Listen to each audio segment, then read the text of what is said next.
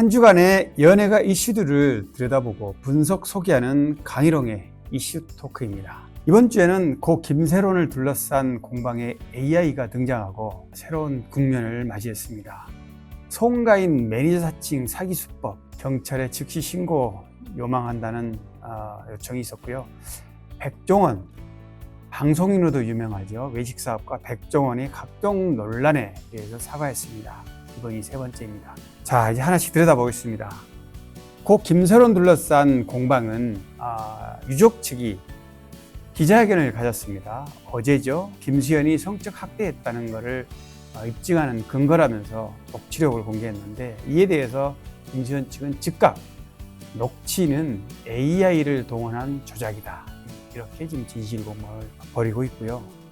김새론의 육성을 주장하며 그 근거를 주신 이 녹취에 대해서는 뉴저지 사기꾼이다, 이 AI를 이용해서 만들어낸 조작이다. 이 부분은 제가 뒤에 자세히 좀 설명하겠지만, 어쨌든 고 김새론과는 어떠한 접점도 갖지 않은 사람인데, 김수현 쪽 얘기입니다. 김수현 쪽 소속사에도 그런 이 사람, 이른바 이제 뉴저지 사기꾼이라고 하는 이 사람이 연락을 해왔다는 거죠. 돈을 요구하면서 유리하게 증언해 주겠다, 이렇게. 그런데 그걸 거절했고, 그 거절한 이후에 이제 한참 지나서 가세현과 또 유족 측 법률 대리인 쪽 어제 이제 기자회견을 가진 그런 배경이 이제 됐다는 건데요. 이거는 양측의 주장이기 때문에 어쨌든 그 내막을 좀 더 살펴본 다음에 판단을 할 수 있을 것 같습니다. 김수현 소속사 골드 메달리스트 법률 대리인이죠. 법무법인 유한의 LKB 파트너스 측이 이날 기자회견 날이죠. 유족 측의 기자회견 날 입장문을 냈습니다. 해당 녹취 파일은 완전히 날조됐다. 골드 메달리스트는 해당 녹취 파일이 AI 등을 통해 만들어진 것으로 파악하고 있다. 녹취 파일을 가세현에 전달한 사람은 골드 메달리스트에도 고 김새론 배우가 김수현 배우에 대해 유리한 발언을 한 녹취 파일이 있다고 접근한 사기꾼, 이렇게 단정을 지었습니다. 바로 어제였죠. 어제 오후에 고 김새론 유족 측이 이제 법률 대리인 그리고 가세현의 김세희 대표가 참석한 기자회견을 가졌는데, 법무법인 부유 유족 측 법률 대리인이죠. 부지석 변호사와 함께 이제 아동복지법 위반 무고죄로 김수현을 고소했다고 밝혔습니다. 이와 관련해서 김수현 측은 인격 알살 중대 범죄 행위다, 이렇게 한마디로 정리를 했고요. 또 유튜버 이진호는 또 다른 법적 갈등을 벌이고 있죠. 유족 측하고. 그러니까 유족 측은 이진호가 김새론이 사망하기 전 유튜버로 괴롭혔고, 또 수많은 악플러들이 가세했고, 이래서 결국 심리적 갈등을 거쳐서 죽음에 이르는데 원인이 있다, 이렇게 유튜버 이진호를 고소를 했죠. 그래서 이제 서로 또 법적 갈등을 갖고 있는 상황입니다. 그래서 어찌 보면은 지금 이진호 측은 나름대로 이 부분에 대해서 유족 측이 자신에게 씌운 프레임, 유튜버 공격에 의해서 사망했다는 이 프레임을 벗기 위해서 나름 굉장히 고심하고 있는 거고요.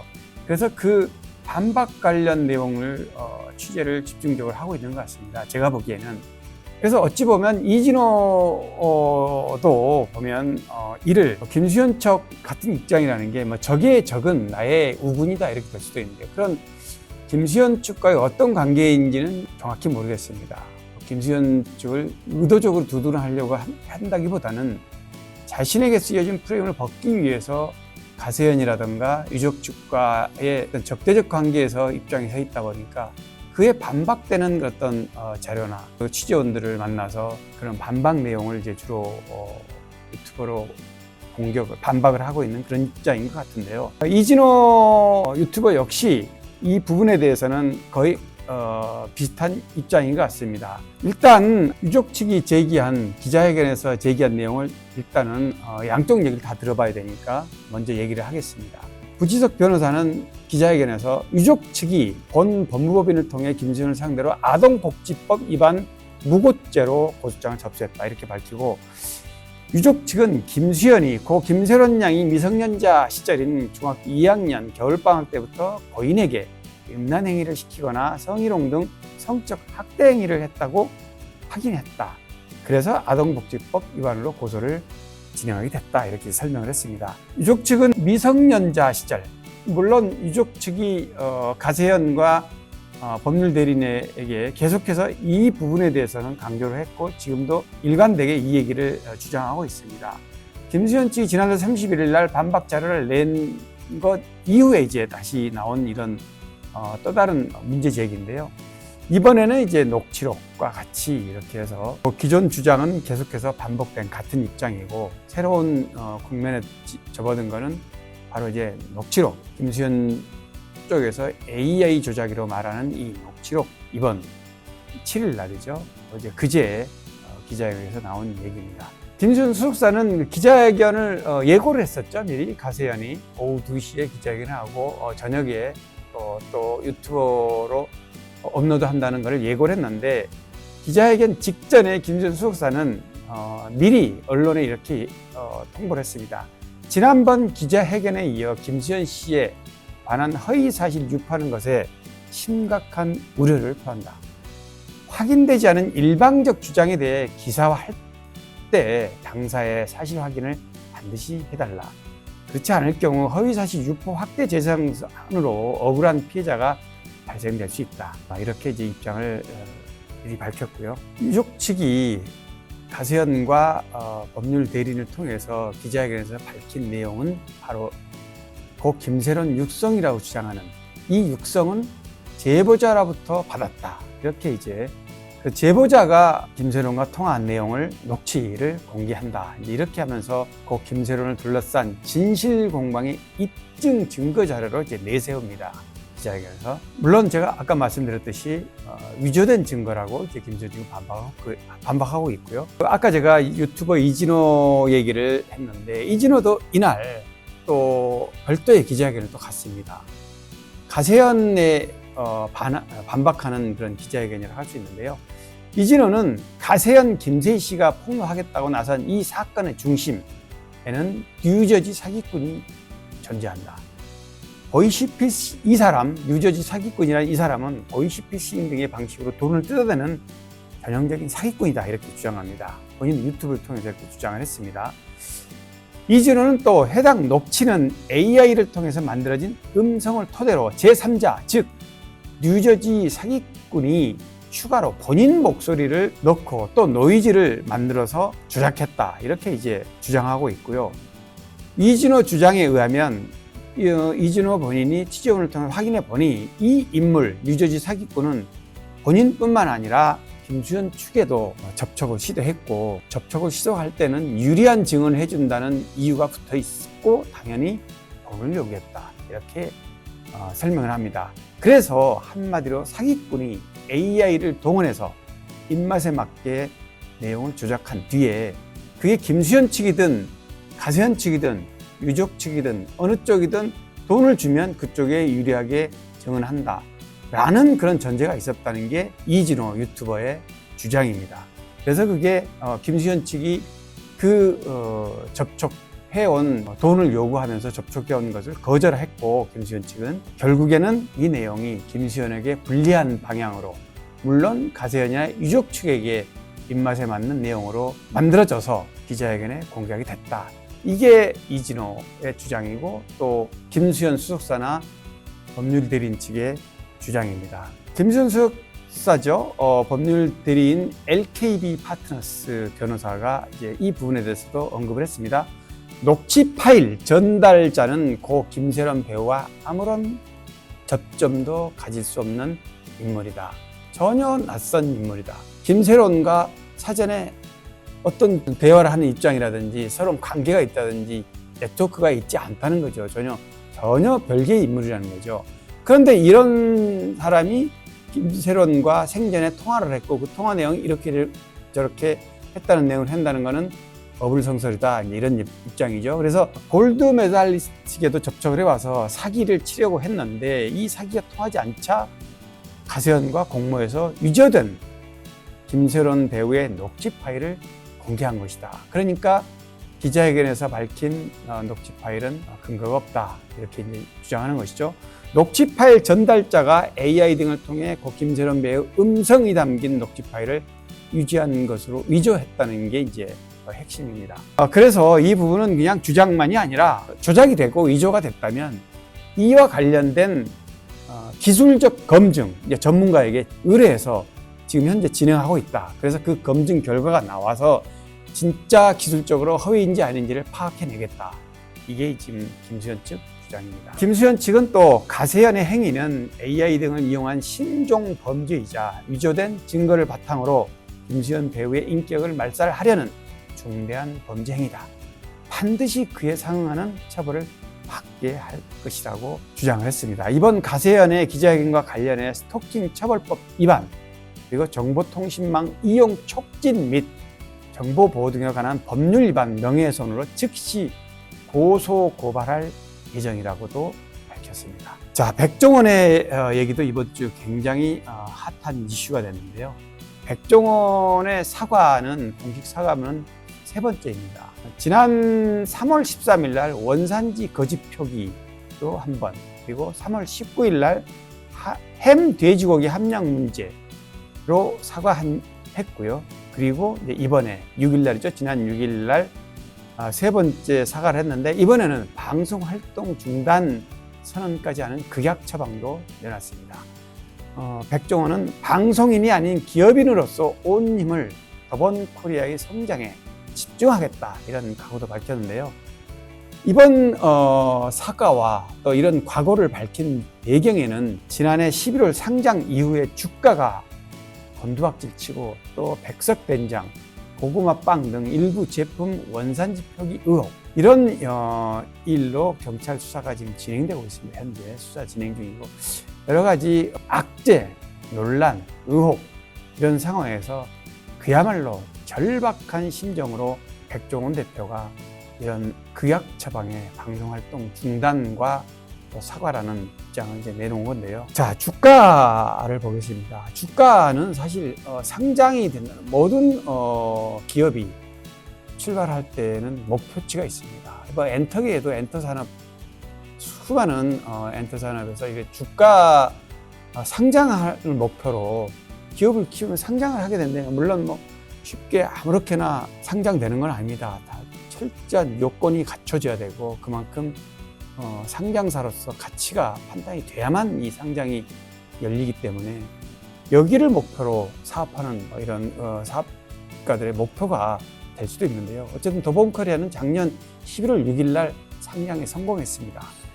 그리고 또 상장 당시에 공모가가 34,000원이었는데 무려 51.18%가 오른 51,400원에 마감이 될 만큼 폭발했습니다. 향후에 기업이 성장 가치에 대해서 주주들이, 굉장히 개미 주주들이 공모가에 많이 합류하면서 이렇게 폭발적으로 고가로 출발을 했는데요. 하지만 이 고가로 출발했던 더본코리아 주식은 이후에 줄곧 내리막을 탔습니다. 더본코리아 주가는 올해 들어서 단 하루도 공모가 34,000원 위로 올라서 본 적이 없습니다. 지금이 5월이죠. 5월 둘째 주 기준으로 26,650원. 바로 오늘 기준으로 말할 수 있는데요. 5월 둘째 주. 이거 정말 반토막이 났다고 할 수 있습니다. 굉장히 지금 여러 가지 악재나 아까 말씀드린 의혹이나 이런 부분에 영향을 받았다고 할 수 있는데, 51,400원에서 26,650원이라면 정말 엄청난 타격을 받고 있다고 할 수 있는 거고요. 이뿐이 아닙니다. 지금 백종원 더본코리아의 외식 사업 프랜차이즈죠.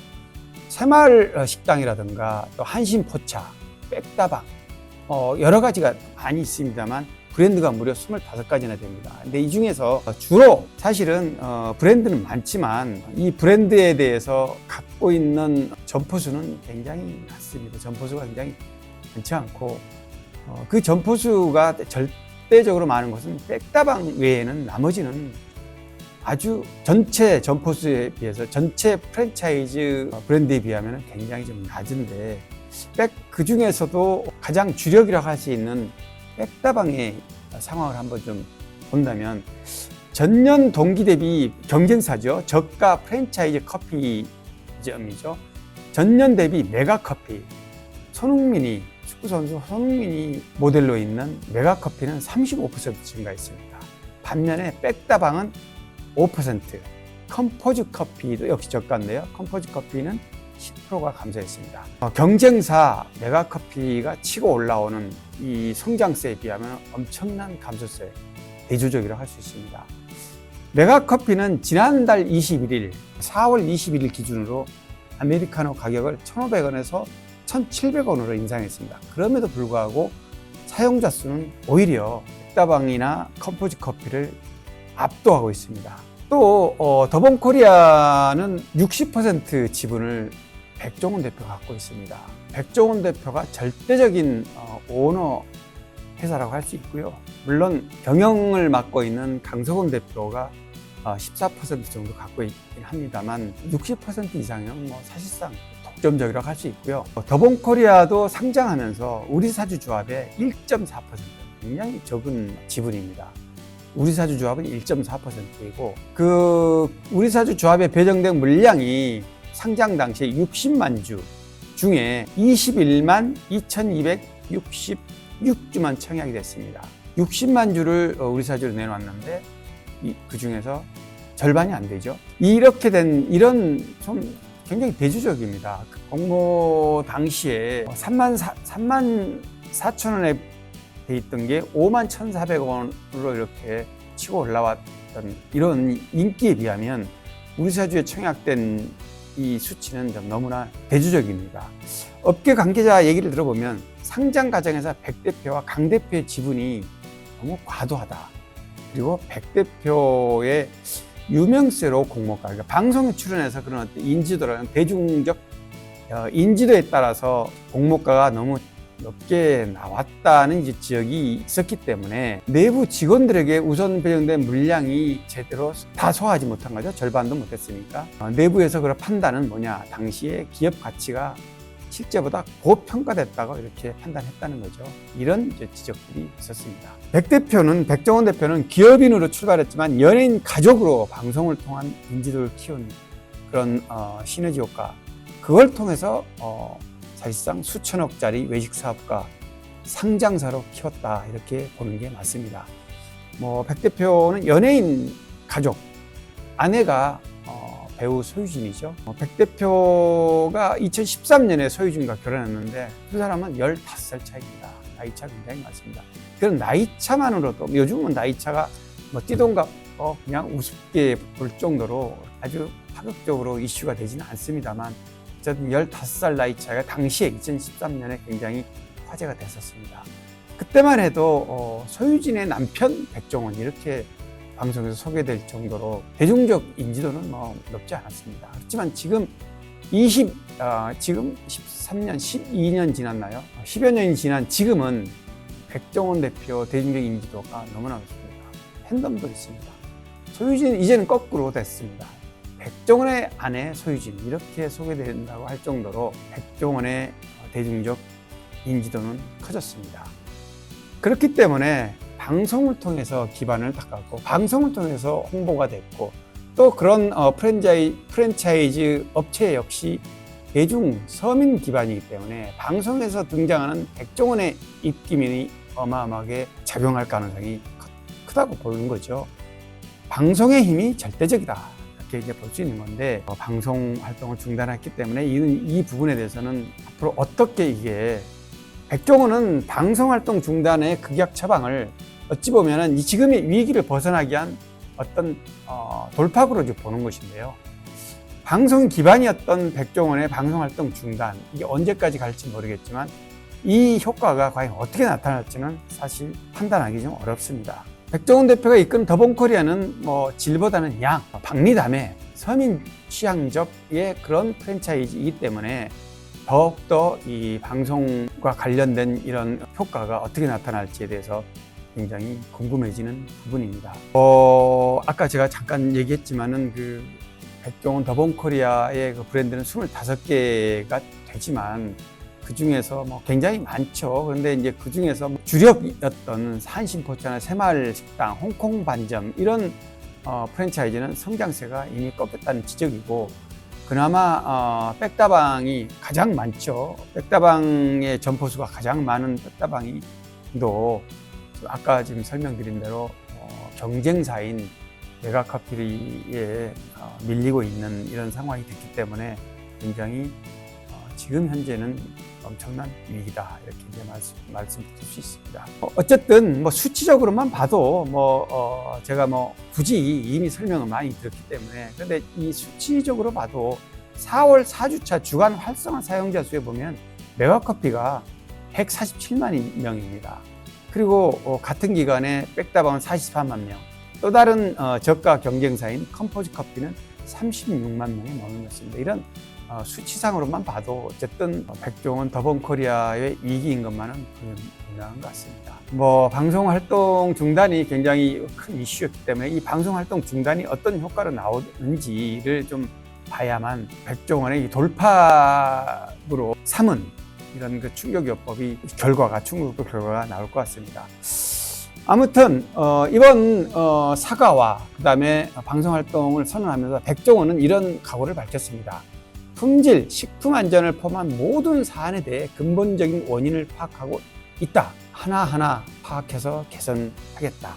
그리고 2025년을 더본코리아가 완전히 새로워지는 제2의 창업 원년을 삼겠다. 이런 각오도 밝혔습니다. 그리고 그런 대안으로 지난 2일부터 이미 전 브랜드 로열티를 3개월간 면제하겠다. 이거는 이제 프랜차이즈 점포 직영점이 아닌 가맹점 상생 지원책을 밝힌 셈인데요. 어쨌든 나름의 어떤 돌파구를 위한 여러 가지 조치를 같이 동시에 취한다는 거고요. 방송 연예계에 방송인으로 진출해서 성공한 백종원, 방송 활동을 중단하고 새로운 프랜차이즈 기업인으로서 새롭게 출발한다, 이런 각오에 대해서 한번 또 팬분들은 물론 반발하고 있습니다. 팬분들은 팬덤이라고 할 수 있는데요. 흑백요리사 2가 방영을 학수하고 있는데 같은 날 흑백요리사 요리계급 전쟁 갤러리 측이 그렇게 밝힌 거죠. 성명문도 발표하고요. 네, 어쨌든 이 부분은 조금 상황을 지켜볼 필요가 있을 것 같습니다. 이번 주에는 또 하나 짤막하게 제가 말씀드리겠습니다. 송가인 매니저를 사칭한 단체 예약을 이런 게 등장을 했고요. 소속사 측은 즉각 경찰에 신고해달라고 이제 부탁을 했습니다. 폭삭 소가수다의 박보검 엄마로 출연했던 오미네 측도 비슷한 요청을 했습니다. SNS에 사기 계정 주의보를 당부했고요. 이런 부분은 예전에도 이런 일은 굉장히 많았는데, 유명 연예인, 유명인을 사칭해서 SNS 계정에 내가 누구인데 이렇게 이걸 해달라. 그러니까 예를 들어 송가인 같은 경우는 대리구매 사칭인데요. 매니저를 사칭한 금품을 요구하면서 대리구매, 이렇게 이제 했던 내용입니다. 어쨌든 이런 사기 수법, 유명인을 상대로 한 사기 수법은 굉장히 많이 발생하고 있기 때문에 그런 부분에서는 유사 사례에도 많고, 어쨌든 유명한 사람을 언급하면서 어떤 걸 해달라고 요청하는 거는 사기라고 보는 게 거의 대부분 사기라고 보시는 게 맞습니다. 그런 부분은 좀 각별히 유의하시기 바랍니다. 오늘 여기까지 하겠습니다. 고맙습니다.